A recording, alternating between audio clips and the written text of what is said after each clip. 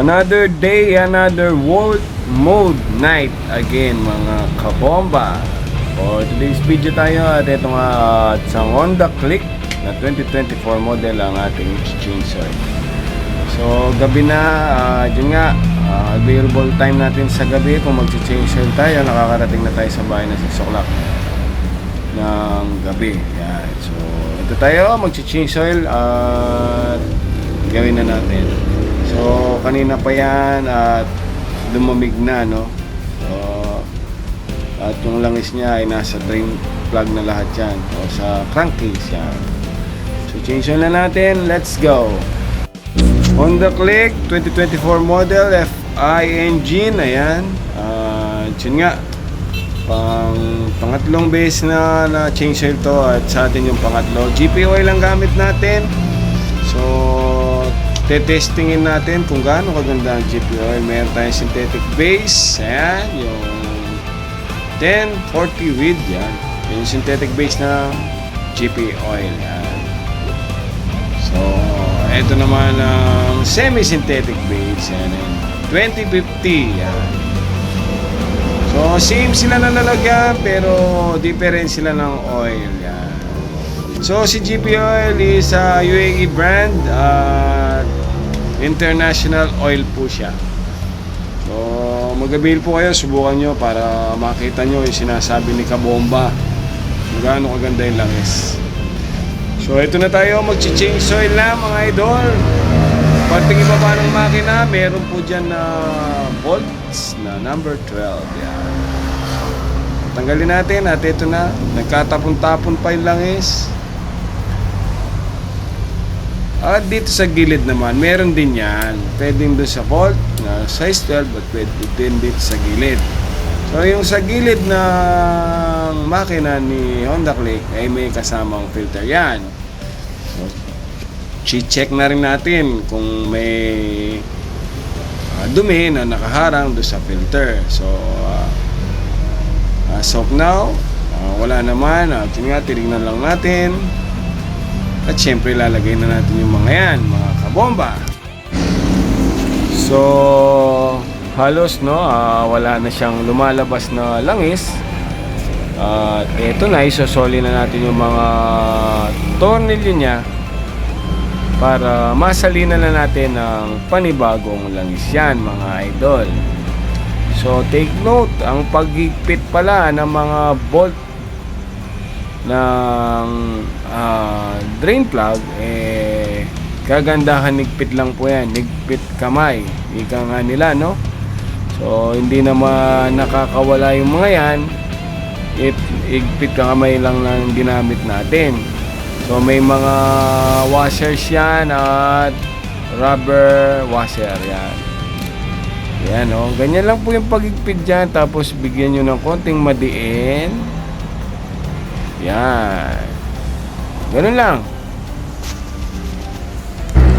So eto na tayo, tanggalin na natin yung takip kung saan nilalagyan ng langis o sinasalinan para malagyan na natin ng panibagong langis. At etong ginagawa ko niya, nagdo-double check pa ako, no? Ganyan kasi ako magtrabaho. Hinigpitan ko na, dinouble check ko pa at pinupunasan ko pa yung excess na langis na tumulo dyan para if ever meron man, mare-retight natin yan, no? Pero ganun pa man, wala yan. At ito nga, rinetight ko lang for sure, yan. Okay, so ito na tayo at maglalagay na tayo ng langis. Ayan yung sinasabi kong takip o yung sukaran ng langis. At lalagay na natin yung ating DIY Magic Embudo. Ayan, DIY lang po yan, pero yung embudo nabibili po yan at tinagyan ko lang ng hose.